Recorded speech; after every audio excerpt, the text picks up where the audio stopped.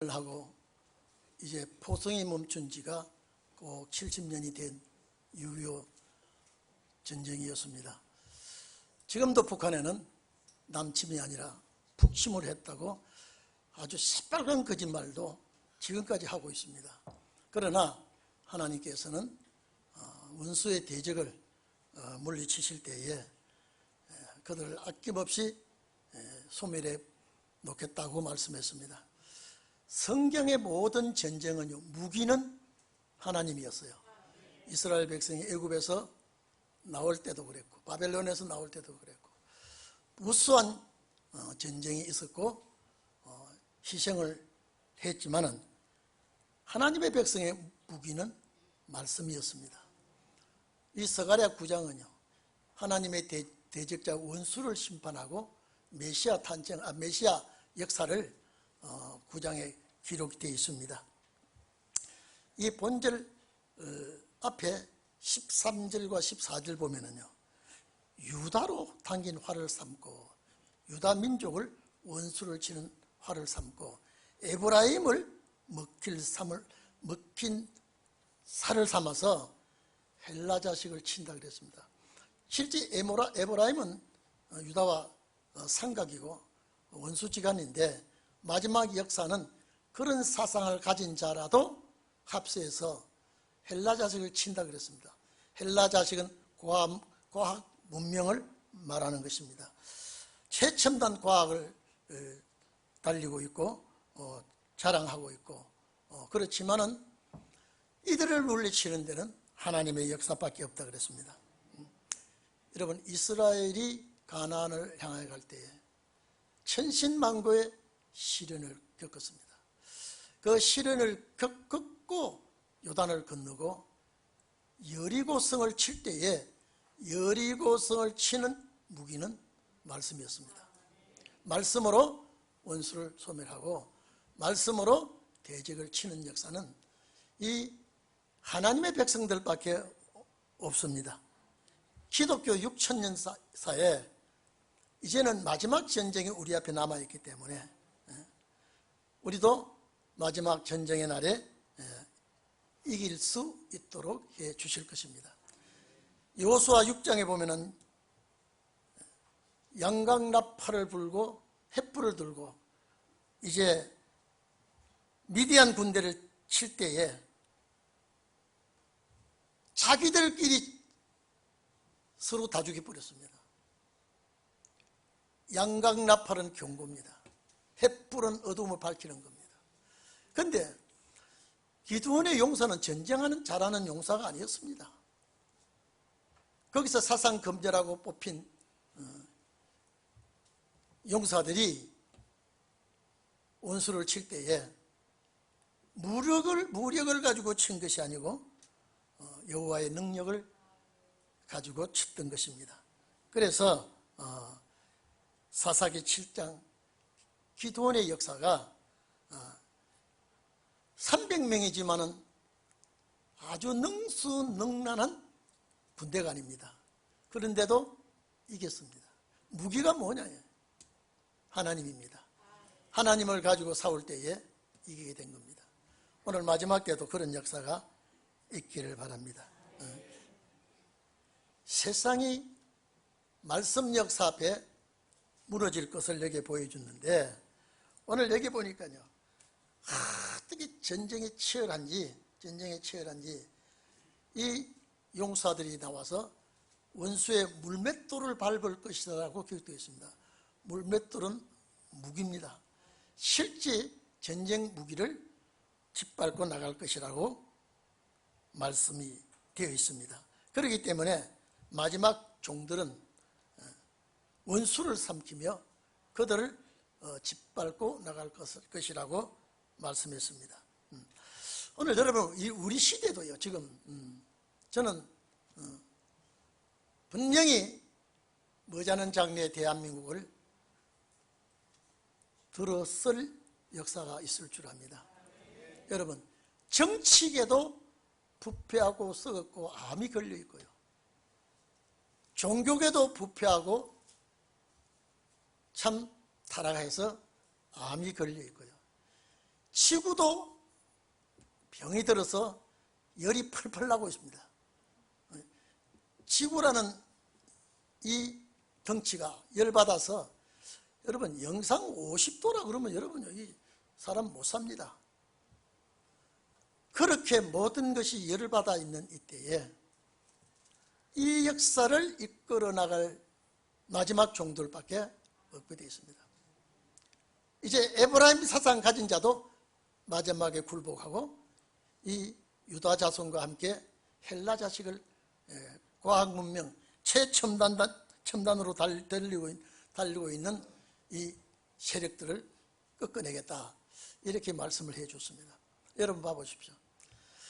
이 땅 위에 모든 종교가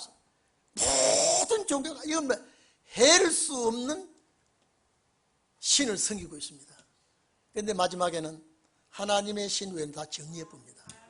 정리하게 되어 있습니다. 그래서 우리는 그 날을 기다리고 준비된 종들은 용사와 같이 들었을 줄로 믿습니다. 여기 보니까 피를 마셔가, 이거는요 표현이 이런 표현이었지만은 최고의 개선장군의 승리의 모습을 여기 기록되어 있습니다. 여러분, 출애굽기 역사를 봐도 아무 사람의 힘은 없습니다. 때가 되니 하나님을 끌고 나왔고 때가 되니 가나안 땅에 보냈습니다. 시편 77편 20절에 보면요, 하나님께서 출애굽 때 이스라엘 백성을 무리의 양떼같이 이제 인도에 나올 때에 어떤 목자가 둘이 일어났냐, 아론과 모세였습니다. 그 두 인도자가 한 사람도 나고자가 없이 출애굽시키고 가나안 땅을 인도한 것입니다. 시편 100편 2절도 마찬가지죠. 우리는 하나님의 양이라 그랬습니다. 우리는 하나님이 지으신 자라 그랬습니다. 그렇기 때문에 하나님은 우리를 간섭하고 이끌어가고 역사해 주시는 것을 꼭 믿기를 바랍니다. 여러분, 내가 사는 것이 아니라 주님이 나를 살려주는 것입니다. 내가 사는 것이 내 힘이 아니라 주의 도움이 있고 주의 이끌어 주심이 있어야 우리가 신앙인의 길을 갈 수가 있습니다. 성경은 피하지 못합니다. 하나님의 말씀은 때가 되면 완전히 성취가 되는 것입니다. 그런데 하나님께서 우리 성도들을 얼마만큼 사랑하느냐라고 하는 것을 여기서 말씀했습니다. 우리 16절을 보면은요, 16절을 보면 뭐라고 기록되어 있습니까? 16절에 하나님의 백성을 자기 양떼같이 지켜주신다 그랬죠. 양은 절대적으로 목자를 잘 만나야 됩니다. 그래서 요한복음 10장 보면 나는 선한 목자라 그랬죠. 사꾼 목자는 목자가 아닙니다. 사꾼 목자는 양을 많이 죽여도 선한 목자는 양을 살린다는 것을 말씀을 많이 했습니다. 그렇기 때문에 하나님이 절대 지켜주신다. 하나님이 절대 여러분을 보호해 주신다. 저희 집 앞에 아산병원에 있는 그 뒷길이요, 좀 한산한 길입니다. 그 아산병원에 유명한 의사가 자전거 타고 가다가 치여서 생명을 잃고 나니까요, 그 사람한테 치료받고 나선 사람들이요 무수히 와가지고 우리가 박사님 죽었다고, 상주가, 가족이 상주가 원상주인데 그분에게 치료를 받고 죽을 수밖에 없던 사람이 살아나서 은혜를 입은 자가 얼마나 많이 왔다 간지 모릅니다. 그 방송에 했으니까 그러니까요. 제가 그 길도 제가 자주는 안 갑니다만 어쩌다가 그 길을 한번 뉴스에 딱 사진 보니까 저 길이에요, 저 길이요. 아마 아산병원에서 어마어마한 재산을 잃었을 겁니다.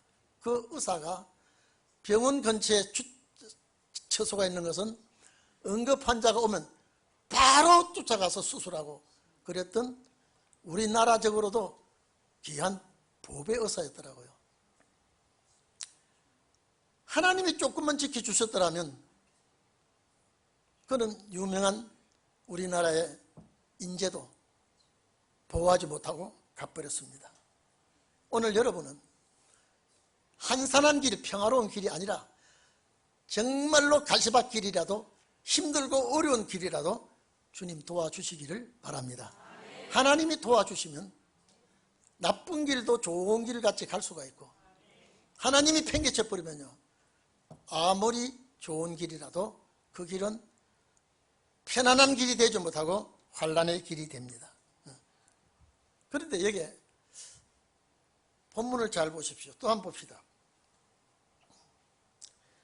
자,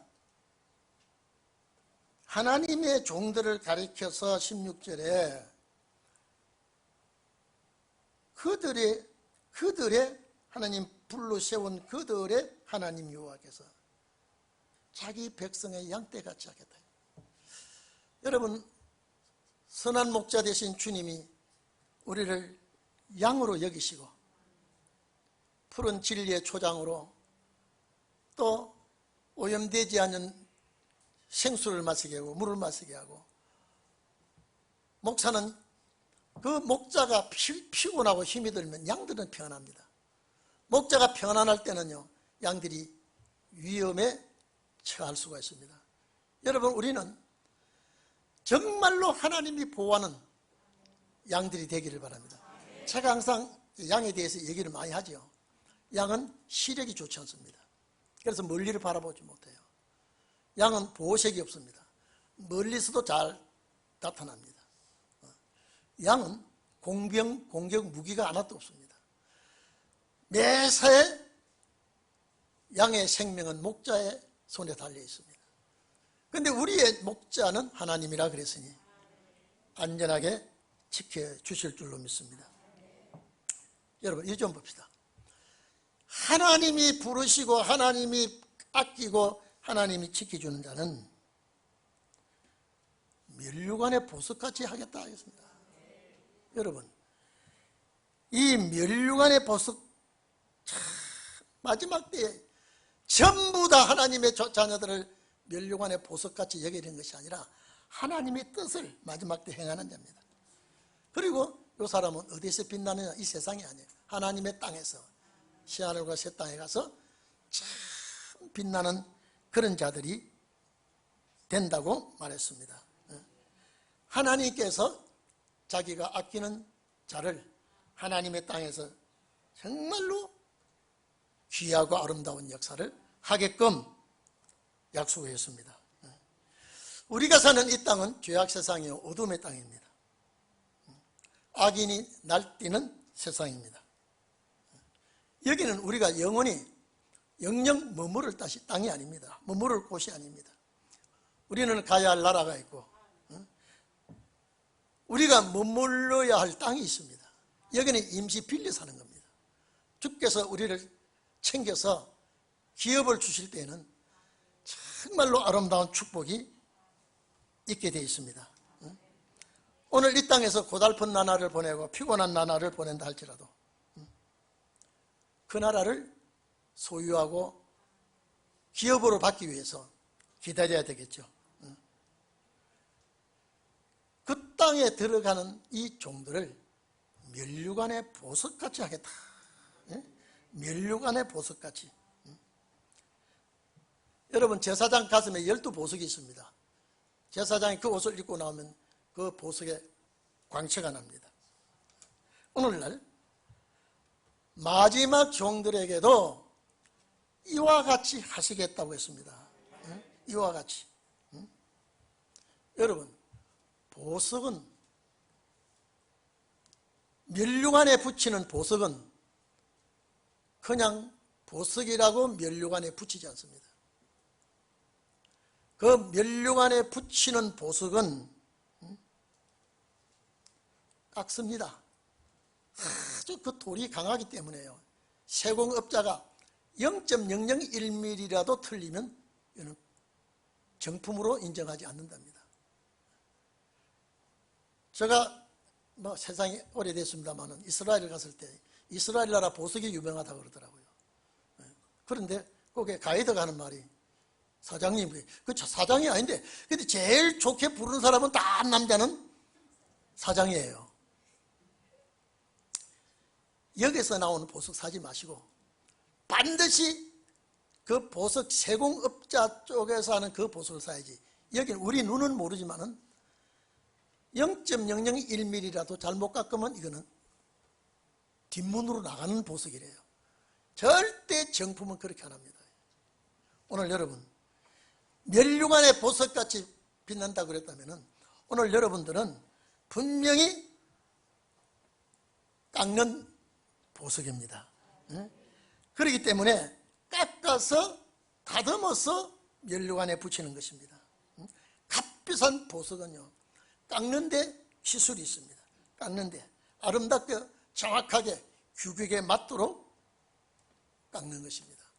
그런데 오늘 여러분, 면류관의 보석같이 빛난다 그러니 면류관도 만들어야, 보석팍을 면류관은요, 이런 면류관하고 달라요.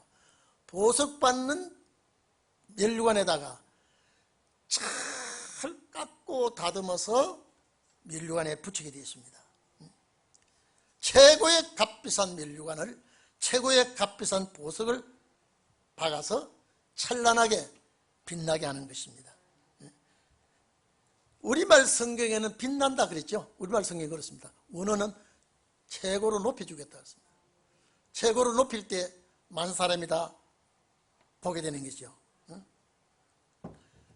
아름답고 예쁘고 감나가게 좋도록 원석을 가지고 깎게 됩니다.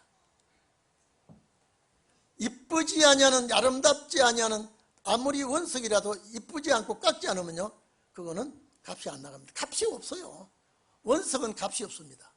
그런데 그 원석을 깎아서 귀중한 데 딱 사용할 때는요, 그 보석이 대단히 빛나게 되겠습니다.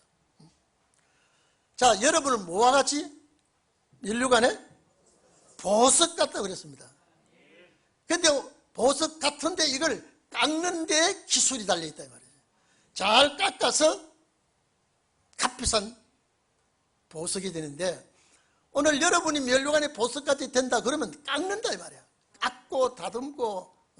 그래서 우리가 아름다운 면류관이 된다고 했습니다. 오늘 제가 여기서 보니까요, 깎은 면류관 보석은 하나도 없고 원석들만 와 있어요. 예?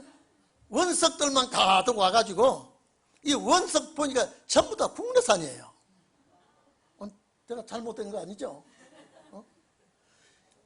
원석을 깎아서 빛나는데, 깎는 분이 우리를 하나님의 집에서 말씀으로, 시련으로, 연단 여러 가지 깎는데 보니까 아직도 깎인 보석은 없고 원석 값없는 재료는 원석 그대로인데 값이 없어요. 깎아야 값이 나갑니다. 그래서 제가 보니까 원석은 맞는데 지방서 올라온 원석이 더 많아요. 전부 다 지방산이고, 근데 특이하게 지방산이지만은 국내산이에요. 외제가 없는 것 같아요. 뭐든지 여러분요, 국내산이 최고 좋은 겁니다. 외국 거 별로 안 좋아요. 전부 다. 그래서 옛날에는 외제라 그러면요, 눈을 번쩍 뜹니다. 이제는 외제 그러면 돌립니다. 무엇이든지 국산이 최고입니다. 뭐 약재료도 그렇고 모든 음식도 그렇고 과일도 그렇고요. 국산 재료가 제일 좋게 여길 수 있습니다. 그래서 제가 이걸 보면서, 야, 내일 이랬습니다. 자, 들어보십시오. 내일 원석이 모이는데, 원석은 값이 없다 그랬죠. 원석이 모이는데 이 원석들이 깎아야 값이 나가는데 깎으시는 분은 주님이라 이 말이에요. 원석의 모양을 내고 깎는데 깎는 분은 주님이신데, 따라합시다. 이왕 깎는 짐에 값나가게 깎아 주시옵소서. 몇 개 뿌리세요. 기술자한테 몇 개 넣으면 다이아몬드 각이 몇 개입니까? 예? 다이아몬드 각이 몇 개를 깎아야 최고 비쌉니까? 몰라요? 나도 몰라요. 어쨌든 잘 깎아야 비싸다 그래요. 잘 깎아야. 그 구격대로 깎아요. 그래서 제가 어제 저게 외지에 출장을 갔다가 와가지고 해수부 차당한다 그래 갔다 온다 그랬죠. 가지간 별로 뭐 좋은 건 못 보고 왔어요. 우리 동행교회 원석들이 또 바글바글 모일 텐데 깎으시는 분이 공사가 한참 할 것 같고, 지금은 값이 안 나가는 원석 같지만은 이제는 멸류관의 보석같이 깎아 놓으면 값은 부르는 것이 급입니다. 천정부지로 값이 올라갑니다. 그래서 아버지의 땅에서 빛이 난다 그랬거든요. 아버지의 땅은요, 그리스도의 나라, 성도의 나라, 아버지의 나라, 이게 다 같은 말씀입니다. 그 땅에서 빛이 날 것이로다. 그래서 이 땅에서 원석을 깎아서 그 땅에 가서 멸류관을 빛나게 해 주시겠다 했으니까, 오늘 여러분들이 주님 앞에 최고 귀한 원석들이 왔으니까 하나님께 맡겨주시면 그분에 합당하게 깎아서 찬란한 빛이 나게 합니다. 그래서 예쁘게 깎고 아름답고 모양나게 깎아서 빛이 나게 한다고 합니다. 자, 그래서 광채나는 보석을 만들기 위해서 깎고 다듬어서 아주 정교하게 합니다. 그래서 사정없이 깎을 때 여러분요, 기술자 보고 핑계하면 안 됩니다. 아, 원석을 또 깎으시는구나. 깎아주시옵소서. 아예 맡겨버리면요, 딱 깎아서 나올 때, 여러분 때로는 식구들 속에서도 깎고 기술자가, 보조 기술자가 와서 깎습니다. 그래서 여기에 하나님의 집에 아름다운 빛이 나게 된다, 그렇게 했습니다. 그래서 오늘 이 자리에 계신 여러분, 광채나는 보석을 만들기 위해서, 규격에 맞는 보석을 위해서 사정없이 하나님이 깎을 때에 감나가게 깎는다고 하니까 여러분요, 깎아 주십시오. 감나가게만 해 주십시오. 멸류관의 보석은 절대 안 깎은 원석은 안 부수니까 하나님 그렇게 해 주시기를 바랍니다. 믿습니까? 그렇게 되기를 바랍니다. 그런데 여기에 7절에 보면은 17절입니까? 뭐라고 그랬습니까? 자, 그의 형통함과 그의 아름다움. 자, 깎아놓은 보석의 형통함과 아름다움입니다. 참, 여러분, 우리가 여기 이 축복 받을 만한 사람이 아닌데 하나님이 가져다가 이 축복 받을 자로 깎고 다듬으시거든요. 그래서 하나님이 하시는 일에 절대 복종하시고 감사하시기를 바랍니다. 자, 그래서 형통함과 아름다움 그랬죠. 형통함과 아름다움. 아름답기만 하고 형통하지 않아도 안 되고요. 형통하도록 아름답지 않아도 안 되고요. 이게 하나님께서 하시겠다는 거예요. 형통함과 아름다움을 최고로 높이신다 그랬습니다. 마지막 최고의 축복입니다. 최고의 형통함과 아름다움의 극치를 허락해 주셨습니다. 이 세상에서는 우리가 상상도 못하죠. 전혀 상상되는 게 아닙니다. 형통, 여러분 원어에 여기 형통이라 그랬죠. 원어는 토부인데 가장 행복함, 가장 기쁜, 가장 즐거운, 가장 좋은 복을 여기에 형통함으로 기록이 되어 있습니다. 여러분들은 정말로 행복하고 만사가 형통하는 여러분이 되기를 바랍니다. 그러니까 여러분,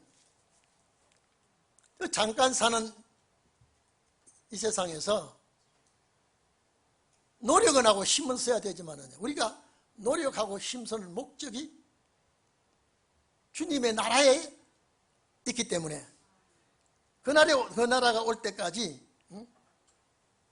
깎고 다듬고 준비하면 우리 하나님께서 최고의 역사를 하시겠다 그랬습니다. 최고의 축복.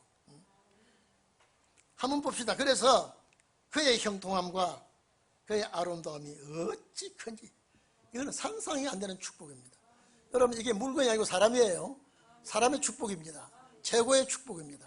그래서 형통함이 어찌 그리 아름다운지. 자, 크고 아름답죠. 소년은 곡식으로 강건하며 처녀는 새 포도주. 여러분요, 우리나라 처녀의 총각새가 이 땅 위에 처녀 총각으로 하지 말고 하나님 앞에 인정받은 젊은이들입니다. 성남 선녀들이 먹고 마신다는 연회성입니다. 잔치입니다. 이렇게 즐겁고 기쁜 잔치가 어디 있습니까? 떡과 포도주를 먹고 마시고 성남 선녀들이 죄 없는 땅에서 얼마나 아름다운 축복을 누리는지 모릅니다. 이 땅 위에 고난받은 날수대로, 시련받은 날수대로 그 땅에 축복이 이루어질 줄로 믿습니다. 이 구절과 짝대는 구절이 스가랴 8장 4절 5절 아닙니까? 예루살렘 거리에 늙은 지아비와 지어미가 다시 앉을 거예요. 여러분, 늙은 지아버지와 늙은 지어미, 우리 지금 늙은 노인 양반들 생각하면 안 됩니다. 아주 여기는 우리 몸에 죄의 질이 싹 뽑혀 나가면요, 자연 그대로입니다. 에덴 동산에 하나님의 형상으로 닮은 그 모습으로 나타날 때 나이 들었다는 표시만 했지, 여러분 500년 소나무나 700년 소나무나 나이 보면 표가 안 납니다. 잘라서 나이테를 보면 연대를 계산할 수 있지만, 그 나이 많으신 분들이, 이거는 경험이 많은 분, 경험을 많이 한 분을 여기에 늙은이라 그랬습니다. 그 거리에는 여기 또 나옵니다. 동남과 동녀, 거룩한 처녀와 거룩한 총각들이 거기서 장난한다 그런 장난이 아니고 즐거움을 논답니다. 즐거움을, 아름다운 축복과 아름다운 역사를 가지고. 동남은 젊은 청년입니다. 동녀는 젊은 처녀입니다. 장난한다 이 말은 사기컨대 웃다 뛰놀다 이런 뜻입니다. 그러니까 여기는 죄 없는 곳에서, 사탄의 위협이 없는 곳에서 밤인들 낮인들 주님 찬양하며 남녀 종들이 이런 영광을 주 앞에 돌리는 날이 있다고 하니까, 오늘 여러분 이제 깎일 만큼 깎으면 멸관에다 붙입니다. 그날이 올 때까지 잘 견뎌 주시기를 바랍니다. 멸류관의 보석까지, 보석은 깎는다, 깎는데 아름답고 규격마차 깎고, 그 이후에 이제는 제 값어치를 가지고 빛나게 된다고 했으니 꼭 이 형통함과 아름다움, 이거 보십시오. 7절에 이 형통함과 아름다움이거든요. 형통함과 아름다움. 지금은 형통치 못한 일이 많지만은, 아름다운 일이 없지만은 정말로 이 날이 기다려지지 않습니까? 이 날이 사모가 되지 않습니까? 그래서 축복받은 여러분이 되기를 바랍니다. 호세아 14장에도요 하나님께서 호세아를 통하여 이스라엘이 백합화같이 피고 그 아름다움이 레바논같이 뿌리가 박히고 그 아름다움을 감람나무 향기로 표현을 했습니다. 그런데 우리는 날이 가면 날이 갈수록 절망이 아니라, 우리에게는 날이 가면 날이 갈수록 소망이 있기 때문에 여러분을 보석이 되도록 깎아서 주의 영광의 땅에서 빛난다고 했으니, 광채나는 돌로서 그 아름다운 빛을 내듯이 우리는 예수 그리스도에게 이런 축복된 역사가 있기를 바랍니다. 다 같이 기도하겠습니다.